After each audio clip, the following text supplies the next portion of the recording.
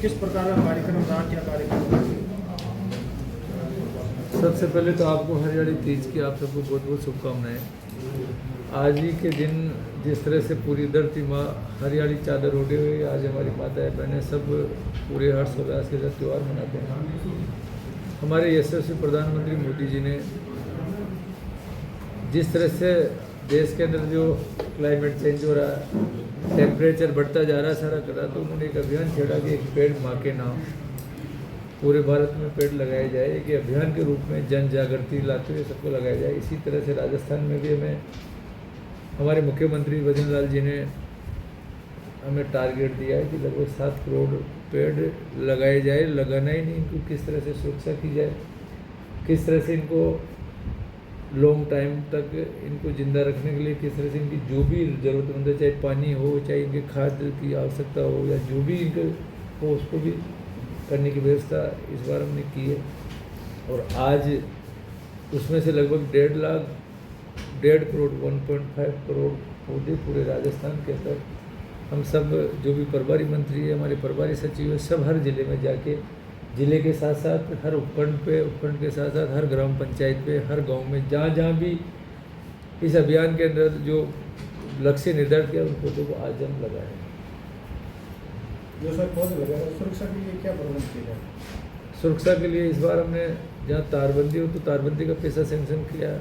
इनकी सुरक्षा के लिए हर 200 पौधों पे एक मनरेगा के तहत हम आदमी रखेंगे जो सुरक्षा करें। इसके साथ साथ उनको पानी पिलाने के लिए भी जैसे रिक्वायरमेंट होगी वहाँ, चाहे लोकल ट्यूबवेल से करना पड़े या जहाँ से भी टैंकर से पानी ला के उसको पानी जितनी रिक्वायरमेंट पानी भी पिलाएंगे। और ये लक्ष्य हम लगभग 3 साल तक एक पौधे को करेंगे जिससे वो खुद सर्वाइव कर जाए। पिछले दिनों सर नागौर हवाई पट्टी पे PWD की तरफ से पौधे लगाए थे जी। सारे पौधों को सुरक्षा नहीं की, गाय खा गई। दूसरे दिन जो आपके कदम चली है वो मौके पर भी गए, फिर भी कोई ध्यान नहीं दिया। ऐसे लोगों के खिलाफ क्या कार्रवाई? देखो अगर कहीं लापरवाही है, क्योंकि ये पूरा एक साथ बहुत बड़ा अभियान हर कलेक्टर के कार्यालय में या जैसे 5 विधानसभा मोटी नागौर में है, तो उसमें कहीं ना कहीं छोटी मोटी लापरवाही तो वापस दोबारा पौधे लगाएंगे। जिन्होंने गलती करी है और लापरवाही करी तो उनको भी देखेंगे, जांच करेंगे कि कौन दोषी है। बाकी जब शुरुआत होती है तो अभियान में इतना बड़ा अभियान चलता है तो छोटी मोटी गलती हो सकती है। बाकी जो भी पौधा स्टार्टिंग में, क्योंकि तारबंदी का पैसा भी अब जैसे हमने सेंक्शन किया, हो सकता है वहाँ तारबंदी नहीं हुई या हो सकता है सुरक्षा दीवार कहीं से टूट गई तो उसकी रिपेयरिंग करेंगे, तो ये कमी रह सकती है। बाकी ओवरऑल हमारा लक्ष्य है कि जहाँ जहाँ कमी है उसको दुरुस्त करते हुए इसको पूरा करें।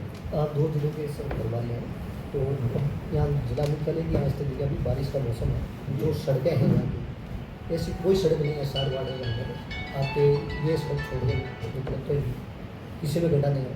इतने गड्ढे हैं कि मतलब हर रोज़ वाहन फंस रहे हैं, शहरवासी गिर रहे हैं, लेकिन प्रशासन का इस तरफ कोई ध्यान नहीं है। आपको एक हकीकत ये चीज़ बताता हूँ कि यहाँ पर क्या हुआ कि बीकानेर फाटक है, जो ब्रिज का काम 7 साल से चल रहा अधूरा पड़ा है, इसकी अधिकारी मॉनिटरिंग नहीं करवा है। पिछले 70 दिनों से नहीं 7 महीनों से वो फाटक बंद है। एक वैकल्पिक रास्ता इन्होंने बनवाया, वो रास्ता ऐसा बनवाया कि मतलब आधे में रोड पहले से बनी हुई, फिर आगे निकाला, उसमें गड्ढे पड़े हैं बड़े बड़े, पानी भरा हुआ है, रोज़ 5000 वाहन फंस रहे हैं, लेकिन प्रशासन का इस तरफ कोई ध्यान नहीं। देखो जहाँ कहीं लापरवाही तो उसके लिए मेरे संज्ञान में आप लोगों ने लाया है, उसकी मैं देख के जो भी प्रशासन उनसे बात करूँगा। और जहाँ आम नागरिक की सुविधा के लिए कहीं वास्तव उनको तकलीफ और उसको दुरुस्त करने के लिए जो भी प्रयास होगा हम करेंगे। मीडिया के अंदर ये समस्या छपती है सर, आम हमारा निवेदन ये करता है जैसे वो आरोपी जो है पिछले 7 साल से चल रहा है, यहाँ के अधिकारियों को, नेताओं को सबको पता है। पिछले साल उसका जो पहले वाले ठेकेदार ने काम नहीं किया तो उसका रीटेंडर हुआ। रीटेंडर जो हुआ उस ठेकेदार ने भी आधा अधूरा काम करके और वो लोग लेके वहाँ गड्ढे रखा है। अब गड्ढे रखने के गड्ढे सही नहीं रखेंगे, लोग एक लिमिट में मिलता रहेंगे। ये सब ये जहाँ भी जो है जो विभाग काम कर रहा है, जिस विभाग के अंदर जो चाहे दोषी हो अधिकारी या वहाँ पे कहीं ना कहीं कोई कॉन्ट्रैक्टर दोषी है तो उसको मैं जांच कराऊंगा, देखेंगे कि किस वजह से ये प्रॉब्लम आ रही है। मेरे जो संज्ञान में 100% लोगों को तकलीफ मिली, ये हमारी सरकार की प्राथमिकता है, उसको 100% इस काम के लिए ये बताऊँ सर, ये प्रशासन का काम है, मॉनिटरिंग अधिकारियों का काम है। हमने एक पड़ताल की तो ये सामने आया कि इनको टेंडर होने के बाद में इनको जून में काम खत्म करना था 9 महीने के अंदर। तो ये सामने आया कि आपके जो एक्शन AN है उनको 24 घंटे के अंदर प्रत्येक जो काम अप्रूव के लिए भेजा जाता है वो 5-5 दिन अप्रूव नहीं दे रहे हैं, तो काम होगा कैसे? वो जो भी चीज़ आए उसका 100% आपने दिया है, उसके दोबारा आपको अच्छा रिजल्ट मिलेगा। जिला स्तरीय अधिकारियों की बैठक ले रहे हैं, बजट घोषणा को लेकर क्या रहेगा एजेंडा में, लीडरों को चुनाव के? देखो, जिस तरह से जो परिपाटी चल रही थी कि बजट घोषणा हो जाती थी, उसके बाद के अंदर उसका क्रियान्वित करने में कहीं ना कहीं लेट लतीफ़ी होती थी, समय पे क्रियान्वित नहीं होती थी। पहली बार हमारे यशस्वी मुख्यमंत्री ने जिस दिन बजट जारी किया उसके दूसरे दिन ही जो भी प्रभारी मंत्री है, जो भी प्रभारी सचिव है, सबको हर ज़िले में जाने का उन्होंने डायरेक्शन दिया। पिछले 17 जुलाई को हम, क्योंकि उस दिन एक ही दिन का समय था, समय कम था मेरे पास, तो मैं नागौर नहीं आया। नागौर के सभी अधिकारियों को, डीडवाना के सभी अधिकारियों को बैठ के वहाँ समीक्षा की। आज क्योंकि दोनों ही जगह ये अभियान था, दोनों जगह ये कार्यक्रम था, तो आज डीडवाना से भी हमारे सभी जो जिला लेवल के जो अधिकारी वो यहाँ आएंगे, हम बैठ के अभी उसकी समीक्षा करेंगे। हमारा लक्ष्य है कि जो तय सीमा जो हमने की है उस बजट को हम समय पर पूरा करें। जितना कहीं पे प्रॉब्लम आ सकती है तो हो सकता है लेट हो, तो उसको सोल्यूशन कैसे निकले, इसी के लिए समीक्षा बैठक है। और हमारा मकसद है कि जो जनता के लिए जो घोषणा पहले जो सरकार की उस तरह से नहीं हो कि वास्तव में उसको धरातल पे उतरे, लोगों का उसका बेनिफिट मिले। सर, एक नागौर के अंदर बात है, आप प्रभारी मंत्री हो तो लोग आपसे उम्मीद कर रहे हैं कुछ समाधान होगा। यहाँ की कानून व्यवस्था देखी जाए तो पिछले यहाँ जो 5-6 थाने हैं जिला मुख्यालय सहित, तो वहाँ की स्थिति ये है कि पिछले 3 या 4 महीनों के अंदर कम से कम 20 से 30 चोरी घरों में हुई है। कम 200 से 300 करोड़, मतलब 2 से 3 करोड़ रुपए के सामान चुरा के ले गए, गहने चुरा के ले गए, लेकिन पुलिस किसी का खुलासा नहीं कर पाई है। इसके लिए भी मैं सभी अधिकारियों से जो आज आपने दिए, तो अभी जो समीक्षा बैठक लेंगे ना, तो केवल बजट के अलावा जो भी और भी कानून व्यवस्था लेके, क्योंकि वैसे हमारी सरकार ने जिस तरह से अभी जो साइबर क्राइम के अंदर सबसे बड़ा जो ठगी होती थी उसके अंदर अलवर में आज भी आप लोगों ने देखा होगा कि दिल्ली आ रहे हैं, किस तरह से पर्टिकुलर जो एरिया अलवर से लेके जो हरियाणा बॉर्डर के ऊपर जहाँ पे सबसे ज़्यादा ठगी होती थी, इवन देन लगभग 13 साल के बच्चे नाबालिग भी ठगी करने में, जिस तरह से कितने एक्सपर्ट थे उनके खिलाफ जो कार्रवाई कर रहे हैं ये भी करेंगे। यहाँ पे भी अगर कहीं ना कहीं कोई कमी है तो उसको दुरुस्त करेंगे और एक्सपर्ट आदमी को लगाएंगे कि उस टीम को लगा के कहीं ना कहीं जो चोरी की, क्योंकि चोरी एक भी चोरी पकड़ में आ गई तो उसकी कहीं ना कहीं चेन दूसरी जगह मिलेगी, उस चेन को पकड़ने का हम प्रयास करेंगे। उसके लिए अभी आपने बताया 100% अभी समीक्षा मैंने एक सर सवाल किया था वो सड़कों को लेकर। सड़कों का वही ये था कि पिछली सरकार के अंदर जो सीएम बजट घोषणा के तहत जो सड़कें बनी थी 20 किलोमीटर प्रत्येक नगर परिषद के अंदर, नागौर में भी 3-4 सालों से लगातार सड़कें बनी। उन सड़कों की ये हालात है 1.5 से 2 साल बनने के बाद इस बारिश में पूरी टूट के गड्ढे हो गए। ऐसी तो गुणवत्ता की इन्होंने बिल पास कर दिया, ठेकेदार को उन्होंने फ्री कर दिया। वहाँ क्वालिटी खराब हो तो क्वालिटी की पूरी तरह खराब है सर। एक ही सड़क ऐसी नहीं है शहर में जो मतलब चलने के लायक जो खराब है, और उनका अगर गारंटी पीरियड में है, गारंटी पीरियड में अगर उसका चल रहा है तो उससे ठेकेदार से भी वसूल किए जाएंगे, जो दोषी अधिकारी को उसके खिलाफ भी कार्रवाई की जाएगी। सर, एक नया दरवाजा से लेकर और शारदाबाद स्कूल की तरफ जाने वाली पिछले 1 साल से सड़क इतनी हालात खराब है कि गड्ढे पड़े हैं साहब 2-2 फीट के, और आज तक उसका काम नहीं पूरा हुआ है। 5 साल से गड्ढे ही तो किए हैं सरकार ने, पिछली सरकार ने जो चीज़ की है। लेकिन आपसे उम्मीद कर रही है सर 100% जो जिम्मेदार है उनके खिलाफ, जो जिम्मेदार है, जो दोषी है उनके खिलाफ कार्रवाई करेंगे। पहले जांच करेंगे, जांच के अंदर क्या चीज़ आती है, क्वालिटी खराब है या टेक्निकल जो भी कमी है उसको देखते हुए 100% के खिलाफ कार्रवाई करेंगे। सर, अभी आपने कहा और सरकार भी तर्क दे रही है हम स्पेशल सेल की मदद से अपराधियों के एडवांस तरीकों को तोड़ेंगे। जी, इधर डीजीपी ये कह रहे हैं कि जो स्पेशल सेल हैं उनको हम ख़त्म करने जा रहे हैं। तो क्या सरकार और पुलिस के उच्चतर जो अधिकारियों के बीच में आपसी समन्वय नहीं है? पूरी सरकार का 100% समन्वय है, सब बैठ के करते हैं।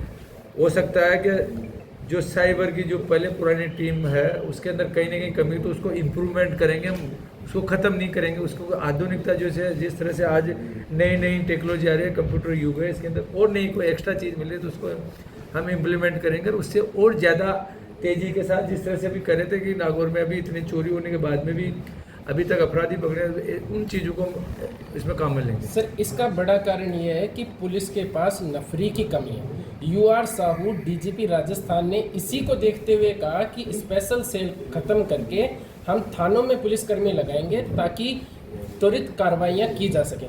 तो नफरी की कमी है तो क्या सरकार भर्तियाँ नहीं करेगी या फिर इन स्थिति को निपटेंगे कैसे? सबसे पहले तो मैं बहुत खुशखबरी आपके माध्यम से नागौर की जनता को, राजस्थान की जनता को देना चाह रहा हूँ कि हमारे मुख्यमंत्री जी ने पहली बार 4 लाख भर्तियों का हमने लक्ष्य निर्धारित किया है और वो लक्ष्य हम पूरा करेंगे। उसका कैलेंडर हमने बना लिया है, हमारी कैबिनेट ने डिसीजन कर लिया है और आने इसी साल हम 1 लाख लगभग 22,000 भर्तियों के तो हमने उनको सर्टिफिकेट दे चुके हैं और बची हुई जो 80,000 इसे मार्च से पहले हम करेंगे।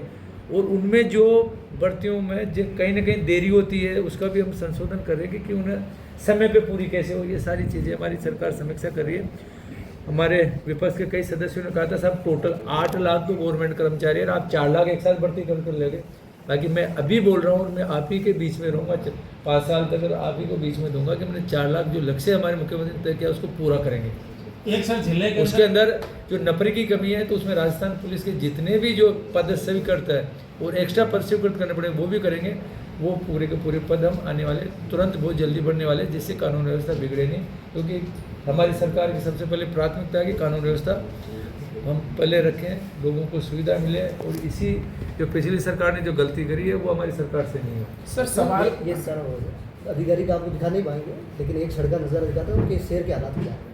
सर एक बिल्कुल जांच आप अधिकारी तो देख सर, एक सवाल है। ऐसे ही हालात है सारे शहर के शहर। लेकिन गाँव की सरकार की बहुत समस्या है सर, उनको ना तो बजट मिल रहा समय पे, ना और कोई विकास कार्य हो पा रहे हैं। विकास कार्य बिल्कुल अवरुद्ध है गाँव की सरकार। सर पंचायतों के लिए सर आपकी सरकार इतना पीछे नहीं है। देखो, पंचायतों का पैसा, ग्राम पंचायतों का पैसा, चाहे केंद्र सरकार का हो चाहे राज्य सरकार का हो, ऑटोमेटिक उनके सीधे उनके डायरेक्ट उनके खाते में आते हैं। कहीं कोई किस्त रुकी हो तो ज़रूर हमारे संज्ञान में लाएंगे तो 100% वो किस्त भी डालेंगे। बाकी ऑटोमेटिक कोई डायरेक्ट नहीं होता, सीधा जो भी स्थानांतरण होता है सीधा दोनों सरकारों का डायरेक्ट उनके। एसएफसी डीएफसी की किस्तें भी समय पे नहीं आ रही। हो सकता है पिछले समय से नहीं आई तो उन चीज़ों को करने में हमें कोई दूसरे में लगा। बाकी 100% पूरा पैसा सर मिलेगा। क्यों सर जा रहे हैं रणनीति बनाने के लिए? उपचुनाव है, क्या भाजपा की रणनीति रहेगी नागौर प्रभारी होने के लिए? देखो, सबसे पहले तो ये है कि जो काम हमने जो बजट स्वीकृत किए वो क्यों सर विधानसभा में भी किए हैं, सब जगह किए हैं। जो योजनाएं पूरे राजस्थान में हर क्षेत्र के लिए, हर आम किसान, हमारे महिला, हमारे युवाओं के लिए जो की है उसका बेनिफिट हमारे खीवसर की आम जनता को मिलना चाहिए। मैं केवल खीवसर ही नहीं जाऊँगा, मैं हर विधानसभा के अंदर जाके जो भी काम की कमी है पहले हम जिला लेवल पे हम ये कर रहे हैं, उसके बाद में हम हर नीचे तक भी स्तर पे जाना पड़ेगा जाके, क्योंकि जब तक पूरी मॉनिटरिंग नहीं करेंगे तो उसका बेनिफिट आम जनता को नहीं मिलता। तो वो शुरुआत हमने खीवसर से की है और खीवसर के अंदर और भी जो कमी होगी उसकी पूर्ति करेंगे। सर सवाल आपके डिपार्टमेंट का, आपके डिपार्टमेंट के कर्मचारी ये कह रहे हैं कि निजीकरण किया जा रहा है विभाग का, कॉरपोरेशन में दे रहे हैं, विभाग के कर्मचारी भी और आदेश भी, सब चीज़ों का बहिष्कार हो रहा है। आपके डिपार्टमेंट का सवाल है, बताएं क्या कुछ प्लानिंग। सबसे पहले तो मैं आपको बताना चाहता हूँ, उनको सबको बोल दिया, मैंने विधानसभा के अंदर भी बोला था कि ये जो निगम है आज से 45 साल पहले बना हुआ है, वही काम कर रहा है, उसमें कोई संशोधन हम नहीं कर रहे हैं। जो कर्मचारियों का हित है वो पूरा का पूरा हम जो पहले था वही रखना चाह रहे हैं। हमें पूरा करने के लिए, क्योंकि पिछले 5 साल के अंदर जो राजस्थान के लिए भागीरथी प्रयास देश के यशस्वी प्रधानमंत्री मोदी जी ने 15 अगस्त 2019 को हर घर में पानी पहुंचाने का जो लक्ष्य दिया था, उस लक्ष्य को मार्च 2024 तक पूरा करना था। बाकी राजस्थान की पूर्ववर्ती सरकार कर नहीं पाई। जो बजट दिया उस बजट के अंदर केवल 20% पैसे खर्च कर पाए, वो समय सीमा ख़त्म हो चुकी है। उसके बावजूद जो पानी का जो लागत आती थी, पहले हर कनेक्शन पे लगभग 50,000 से लेके 1 लाख की लागत आती थी। आज उस पानी के एक घर पे कनेक्शन की लागत आ रही है 2 लाख रुपए। पहले 45% स्टेट गवर्नमेंट को देना था, 45% सेंट्रल गवर्नमेंट देती, 10% कंट्रीब्यूशन करना था। ये पूरे भारत में हर स्टेट में ये लागू था। हम 33वें स्थान पे हैं। हमने सिर्फ जनता को गुमराह करने के लिए, जनता को वाई लेने के लिए, मत लेने के लिए, कैसे तो उसका संचालन होगा, कहाँ से 10% पैसे का इंतजाम होगा। मार्च 2023 के अंदर पूर्व मुख्यमंत्री माननीय अशोक गहलोत साहब ने घोषणा कर दी कि हम 10% पैसे जनता से नहीं लेंगे। भाई नहीं लेंगे तो सबसे पहले उसका इंतजाम कहाँ से करोगे? वो कोई प्रयोजन नहीं किया। जिनसे ले लिए तो उनको लौटाने का कोई इंतजाम नहीं किया। आज वो पैसा 10% पैसा राजस्थान गवर्नमेंट को वहन करना पड़ रहा है। जिस तरह से उन्होंने पहले एक आदमी पे राजस्थान की जनता पे 70 साल में 35,000 का कर्जा था, वो लगभग एक आदमी 70,000 का कर्जा छूट के गए 5 साल में। आज हमें ये पानी पिलाने के लिए, जल पिलाने के इससे बड़ा कोई पुण्य नहीं हो सकता, क्योंकि राजस्थान में सबसे ज़्यादा अगर जरूरत है तो राजस्थान की जनता को, विशेषकर नागौर और ये पश्चिमी राजस्थान के लोगों को पानी की तकलीफ है, उसको पूरा करने के लिए राजस्थान सरकार की जो लिमिट थी लोन लेने की, वो लोग ख़त्म कर चुके हैं। हमें इस निगम के आधार पे हमें लोन लेके हमें जनता को जल पिलाना है। इस महत्वपूर्ण योजना को पूरा करने के लिए इस निगम को हमने बजट में लिखा है कि इसको लेके, इसके नाम पे हम लेके इसको पूरा करेंगे। नया कोई निगम नया बना, ये निगम पुराना ही है। तो मैं आपके माध्यम से किसी के दिमाग में, या हो सकता है कि किसी को केवल मेरे को पॉलिटिक्स ही करनी है, मैं इस चीज़ को वो करे, तो बार बार मेरे सचिव PhD के ने उनको लिखित में ये चीज़ दे दी, कर्मचारी तो हो भी गई, उन्होंने इस आंदोलन को ले लिया, बाकी फिर वो दोबारा कोई ना कोई रिटायर्ड कर्मचारी है वो उसको ले जाके कौन अगवा करके उसे दोबारा करते हैं, तो उसका तो कोई इलाज भी नहीं है हमारे पास। सर आगामी दिनों में क्यों सर जो चुनाव होना है सर, तो प्रत्याशियों को लेकर क्या प्रिपरेशन थी, कौन प्रत्याशी पार्टी में? प्रत्याशी कमल का फूल होगा, जो सर्वे के अंदर जो पार्टी जो तय करेगी वो 100% उसको देंगे और इस बार जीतेंगे भी सर। पूर्व सांसद को भी टिकट दिया जा सकता है? मैं बोला कोई नाम नहीं है, नाम कमल का फूल है, जो भी आएगा उसको पूरी ताकत के साथ हमारे कामों के आधार पे हमने अच्छा बजट दिया है, हम जनता के बीच में जाएंगे, हमारा विजन बताएंगे। और खींवसर की जनता को भी मैं कहना चाहता हूँ कि जो राज है, राज में ज़्यादा से ज़्यादा बेनिफिट लो और उसके साथ साथ सरकार के साथ आप जुड़ो, यही मैं आह्वान करना चाहता हूँ। वहाँ का ट्रैक रिकॉर्ड तो सर सरकार विपक्षी रहा आज तक। क्यों सर इस बार बदलेंगे ट्रैक क्या सर क्यों सर उपचुनाव में जो सर्वे है बीजेपी का, उसमें चौंकाने वाली बातें आई हैं, कार्यकर्ता मजबूत नहीं है, मजबूत करेंगे, क्या कहेंगे इस बार? सॉलिड करेंगे भारतीय जनता पार्टी सर एक मीठा सवाल, CM 10 तारीख को मेरठ आ रहे हैं क्या कुछ तैयारी है? तैयारी तो 50% पॉसिबिलिटी है, अगर कोई एक्स्ट्रा कोई प्रोग्राम नहीं आया, कि जिस तरह से आज बहुत, मैं तो ईश्वर से प्रार्थना करता हूँ कि जिस तरह से उन्होंने आज पूरे नागौर में नहीं पूरे राजस्थान की अच्छी बारिश की, कई जगह पे फ्लड आ रहा है, जहाँ मेरे क्षेत्र में मैं टोंक लेता हूँ वहाँ फ्लड आ रहा है। कल भी भगवान पूरा किया कि हमारे 3 ट्रेजिडी हो चुकी, इसलिए मैं भी वहाँ रहेंगे, तो कोई ऐसा कोई ट्रेजिडी नहीं हो ईश्वर से, तो रुक जाए, बाकी प्रोग्राम है हाल फिलहाल। Thank you sir. धन्यवाद। Okay sir.